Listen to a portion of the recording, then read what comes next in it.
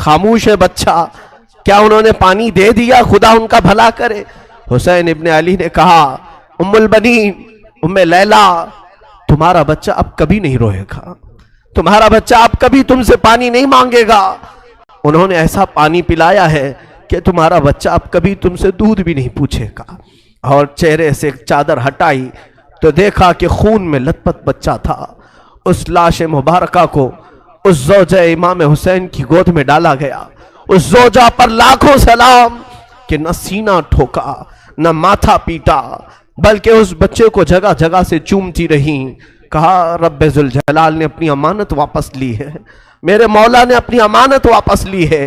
ہاں، دنیا میں ایک تاریخ رقم رہے گی، لڑتے ہیں شہسوار بڑے بڑے میدان میں، میدان جنگ میں جہاد کے لیے جاتے بڑے بڑے پہلوان، لیکن میرا 6 مہینے کا بچہ قیامت تک ایسا کوئی پہلوان نہیں آئے گا۔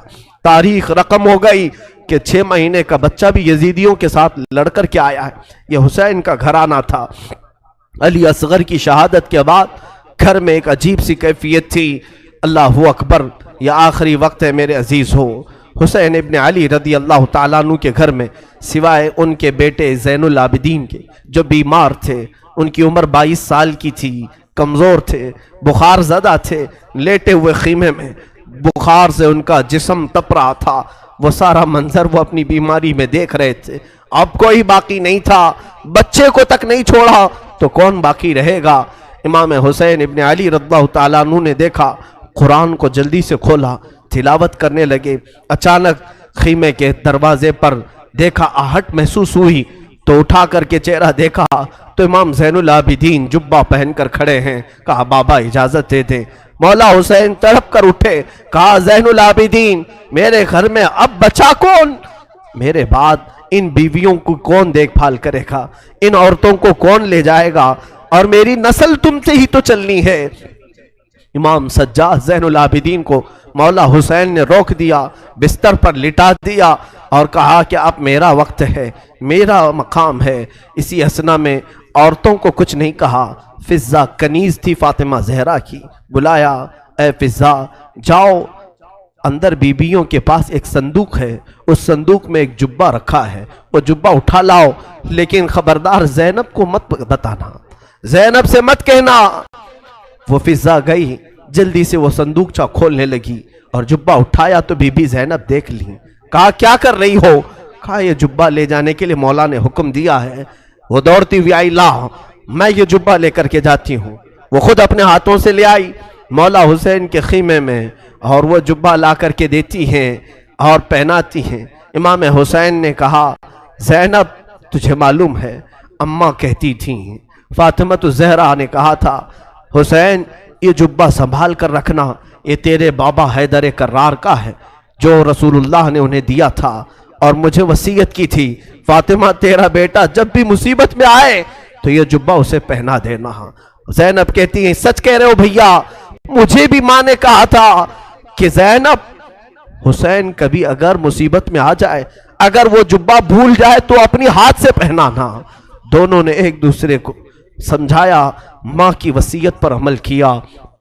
وہ کیسا منظر تھا جب حسین دولہا کی شکل اختیار کر گئے تھے، رسول اللہ صلی اللہ علیہ وسلم کا امامہ پہنا ہوا ہے اور جبہ مبارکہ حیدر کرار کا جو رسول کا عطا کیا ہوا ہے، جعفر طیار کا پٹا باندھا اور امیر حمزہ رضی اللہ تعالیٰ عنہ کی تبرکات آپ کے ساتھ تھے، تلوار حیدر کرار کی ذوالفقار آپ کے ہاتھ میں تھی۔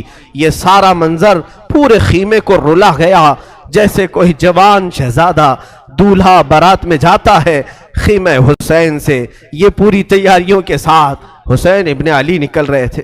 مجھے وہ منظر یاد کر کے بڑا دکھ ہوتا ہے۔ آج ہم اپنے حجرے سے کبھی نکلتے ہیں تو پھر یاد آتی ہے حسین تو خیمہ گاہ سے نکلے تھے قتل گاہ کی طرف، آج تو ہم امن کے لیے باہر نکلتے ہیں تو سج سنور کر کے نکلتے ہیں، وہ بارگاہ مولا میں نکل رہے تھے۔ اسی اسنا میں حسین ابن علی رضی اللہ تعالیٰ عنہ کرم اللہ وجہہ الکریم باہر جانے کی تیاری میں ہیں۔ بیویوں کی ایک آہ نکلی، بی بی زینب نے کہا اور بی بی سکینہ نے کہا، سارے گھر کی عورتوں نے کہا بابا بھیا آپ کس کے حوالے ہمیں چھوڑ جا رہے ہیں؟ حسین ابن علی نے پیچھے عورتوں کی طرف دیکھا، کہا میں تمہیں اللہ اور اس کے رسول کے حوالے کر جا رہا ہوں، سب خاموش ہو جاؤ، میرے بعد کوئی نوحہ نہیں کرنا، میرے بعد کوئی ماتم نہیں کرنا۔ اس کے بعد صبر کی تلقین کی، اور پھر آخری وصیت یہ تھی، خاندان نبوت کی بچیاں کبھی بے آبرو نہیں ہوتی، بے حجاب نہیں ہوتی، کسی کا پردہ ہٹنے نہ پائے، کسی کا حجاب سرکنے نہ پائے۔ ساری بیویوں نے سلام کیا، مولا حسین نکل کر اپنے گھوڑے ذوالجناح پر آئے۔ یہ بڑا عزیز گھوڑا تھا، حسین ابن علی کا بڑا وفادار گھوڑا ہے۔ ذوالجناح کو بھی ہم سلام پیش کرتے ہیں کہ حسین کی سواری پوری زندگی بھر وہ لے کر گھومتا رہا۔ ذوالجناح حسین ابن علی کی پیاس کی وجہ سے جب اسے پانی ملتا تو کبھی پیا نہیں کرتا تھا۔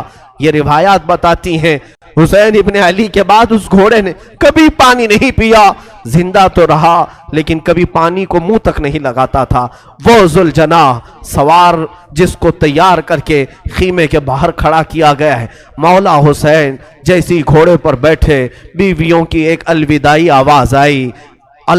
آواز آئی کہ حسین جاؤ، خدا تمہارا بھلا کرے، اللہ تمہارا محافظ ہے۔ گھوڑے کو ایڑ لگائی مگر گھوڑا آگے نہیں بڑھتا تھا، گھوڑا آگے نہیں جاتا تھا۔ ذوالجناح کو مولا حسین نے کہا، اے ذوالجناح تو نے کبھی میری نافرمانی نہیں کی، آج تک تو نے میری کبھی حکمہ دولی نہیں کی۔ تو گھوڑے کو پھر ایڑ لگائی اور اس کے کان پکڑ کر کے کھینچا۔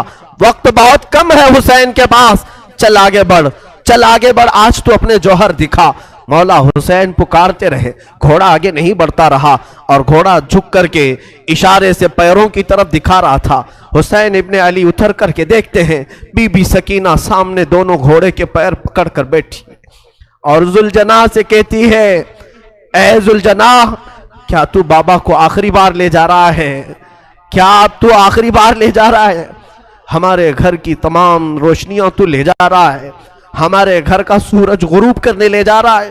بچی چھوٹی سی گھوڑے کے سامنے کے پیروں کو پکڑ کر بیٹھی ہے۔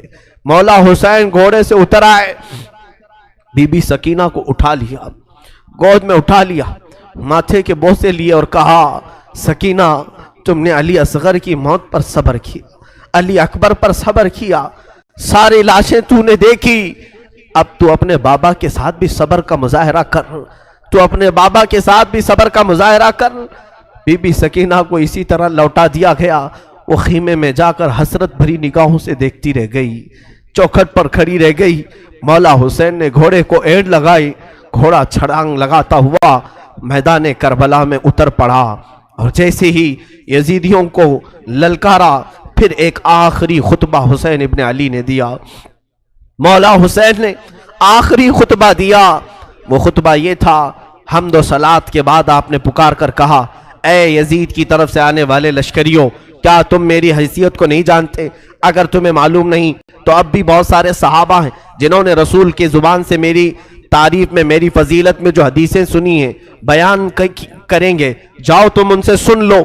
صحابہ اب بھی باحیات ہیں، کیا میں فاطمہ کا بیٹا نہیں ہوں؟ کیا میں حیدر کرار علی مرتضیٰ کا شہزادہ نہیں ہوں؟ کیا رسول اللہ نے میرے لیے یہ نہیں فرمایا کہ حسن و حسین جنتی جوانوں کے سردار ہیں؟ کیا تمہیں معلوم نہیں میرے آقا میرے لبوں کے بوسے لیا کرتے تھے، میری گردن کو سونگھا کرتے تھے؟ کیا میرا خون تمہارے لیے حلال ہے؟ یہ تقریر اتنی لمبی ہو گئی، حسین ابن علی کی اس آواز پر یزیدیوں میں سناٹا چھا گیا، کئی لوگوں کی آنکھوں سے آنسو بھی نکل پڑے، اور یزیدیوں میں جب یہ ماحول ہوا تو شمر ذی الجوشن عمرو بن سعد جو بدبخت ازلی تھے، انہوں نے بھڑکانا شروع کیا اور بیچ تقریر میں ہی امام کے تیر برسانا شروع کیا۔ حسین ابن علی رضی اللہ تعالیٰ عنہ کے درمیان تقریر آپ کے لبوں کی طرف تیر برسانا شروع کیا، کہا کہ بند کرو اب اپنا بیان، تقریر بند کرو، مقابلے کے لیے تیار ہو جاؤ۔ امام حسین نے دیکھا کہ یہ اب کسی طرح باز آنا نہیں چاہتے، میرا خون پی کر کے ہی انہیں سکون ملے گا، تو آپ نے پھر اپنی تلوار لہرائی، جو سامنے آتا تھا اسے کاٹتے چلے گئے، جو جس طرح سے آتا تھا اسے قتل کرتے گئے۔ حسین ابن علی اتنی مرتبہ خیمے کی طرف آتے تھے اور اپنی بیویوں کو دیکھتے اور پھر چلے جاتے تھے۔ یہ دوپہر کا وقت تھا، ظہر کا وقت قریب آیا اور حسین ابن علی رضی اللہ تعالیٰ عنہ اندازہ کریں وہ 56 سال کی بڑھاپے کی عمر ہے، جو 3 دن سے پیاسا ہے، 3 دن سے بھوک کی شدت الگ ہے، اور پھر جو جوانوں کی لاشیں اٹھایا وہ الگ مسئلہ ہے۔ میاں 2-4 اینٹیں اٹھاؤ تو تمہارے کندھے دکھنے لگ جائیں گے، 2-4 پتھر اٹھاؤ تو تمہارے ہاتھ میں ورم آ جائیں گے۔ ہم نے دیکھا ہے، اور تنہا حسین رضی اللہ تعالیٰ عنہ نے 1-2 نہیں تقریباً 40 لاشیں اٹھائی دن بھر میں، 40 سے زیادہ لاشیں اٹھائی، بچوں کی الگ، جوانوں کی الگ، بوڑھوں کی الگ۔ ان لاشوں کو اٹھا کر کے وہ بوڑھا جسم کیا کمزور نہیں ہوا ہوگا؟ پیاس الگ ہے، بھوک الگ ہے، بیویوں کا رونا الگ ہے، انہیں بے بسی پر چھوڑ کر آنا یہ غم الگ ہے۔ ہم تو بے حال ہو جائیں گے، ہم تو غموں سے مر جائیں گے۔ اسی لیے صبر حسین پر میں سمجھتا ہوں دنیا کے کوئی شخص پہنچ نہیں سکتا، اس استقامت پر کوئی نہیں پہنچ سکتا۔ حسین ابن علی دوپہر کے وقت مولا حسین کربلا کے میدان میں گر گئے، تنہا علی کا لال خاروں میں گر گیا، وہ فاطمہ کا لاڈلا ہزاروں میں گر گیا۔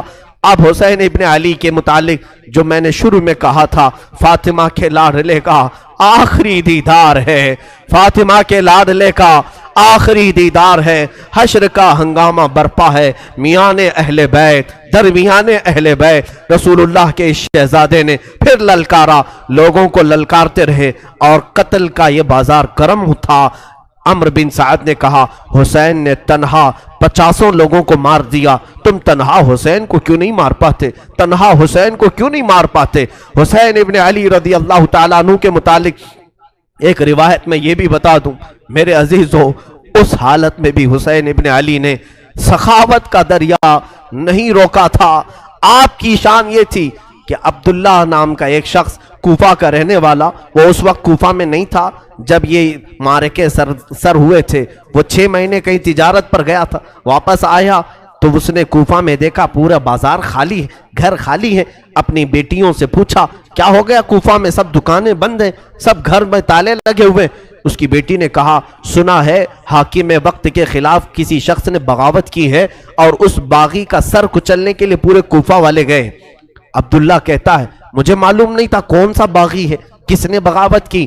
اور پھر ان کی بیٹیوں نے کہا ابا جان آپ بھی گھر میں نہ بیٹھیں، اس لیے کہ حاکم کوفہ ابن زیاد نے اعلان کیا ہے اگر کوفہ میں کسی گھر میں کوئی جوان باقی رہا اور کربلا نہیں گیا تو ہم اس کو تلوار سے چھلنی کر دیں گے، قتل کر دیں گے۔ تو عبداللہ کہتا ہے مجھے ڈر تھا، میری جان کا بھی خوف تھا کہ اگر یہاں رہتے ہوئے پکڑا گیا تو مارا جاؤں گا۔ کہا ٹھیک ہے میں بھی جاتا ہوں اس باغی کے خلاف، اس باغی کو میں بھی مقابلہ کر کے قتل کر سکتا ہوں، دیکھوں گا۔ اپنا گھوڑا لیا، تلواریں لی اور نکلنے لگا۔ بیٹی نے کہا بابا جان بہت سارا لشکر گیا ہے اس باغی کو قتل کرنے کے لیے، آپ بھی اس لشکر میں مل جائیں، اور سنا ہے جنگ کے بعد مال غنیمت ہاتھ آتا ہے، مال غنیمت ہاتھ آتا ہے، جو بھی مال ملتا ہے وہ فوجیوں میں بانٹا جاتا ہے۔ بابا جان مجھے یمنی عقیق پتھر بڑا پسند ہے، یمن کا عقیق پتھر بڑا پسند ہے، اگر وہ مال غنیمت میں مل جائے تو لیتے آ جانا۔ عبداللہ اپنی بیٹی کو رخصت کر کے آیا، وہ کہتا ہے دوپہر کا وقت تھا جب میں کربلا میں پہنچا، یہ 10ویں محرم تھی، میں نے دیکھا ایک شخص گھوڑے پر بیٹھا ہے اور اس کے پیچھے 40-50 لوگ دوڑ رہے ہیں، کوئی ادھر سے آ رہا ہے کوئی ادھر سے آ رہا ہے۔ میں نے لوگوں میں سے کوفیوں میں سے ایک سے پوچھا کہ ایک ہی آدمی ہے؟ تم نے کہا تھا باغیوں کی جماعت ہے، ایک ہی آدمی ہے اور 50-50 لوگ اس کے پیچھے دوڑ رہے ہیں۔ لوگوں نے کہا ہاں وہ تنہا 50 پر بھاری ہے، کسی کے ہاتھ نہیں آ رہا، اکیلا تو اس کے سامنے کوئی جا ہی نہیں سکتا ہے۔ عبداللہ نے کہا میں نے یہ سن کر کے اپنا گھوڑا بھی دوڑا دیا کہ چلو اس باغی کو میں بھی دیکھتا ہوں، اگر میری تلوار سے وہ قتل ہو گیا، اگر گر گیا تو انعام و اکرام مجھے بھی مل جائے گا۔ گھوڑا دوڑاتے ہوئے وہ آیا، حسین ابن علی کو تنہا، یہ یزیدی کتے کبھی ادھر سے دوڑا رہے تھے کبھی ادھر سے دوڑا رہے تھے، تنہا فاطمہ کا لال تلوار لہراتا ہوا اور لوگوں سے مقابلہ کرتا ہوا میدان کربلا میں سرگرم ہے۔